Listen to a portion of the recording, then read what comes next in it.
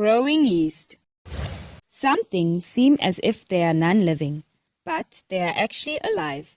For example, beans, yeast, and eggs. All of these examples can perform the 7 life processes and stay alive in the right conditions. Yeast is a living organism that is used to bake bread, but it needs the right conditions, like warm water and sugar, to perform the 7 life processes. For example, growth. You can see this by performing your own experiment. You need a packet of dry yeast, sugar, warm water, a container. Method: mix 1 teaspoon of sugar and a cup of warm water into a container.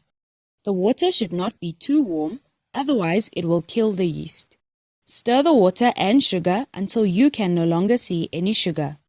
Mix 1 teaspoon of yeast into the water and sugar solution and stir well. Leave the yeast for more or less 20 minutes. What do you see? Changes will start to happen in the container. For example, the yeast will start to bubble. This means that the yeast has started to perform the 7 life processes and is a living organism. Need more help? Shop our books around the clock and subscribe to our channel to stay ahead.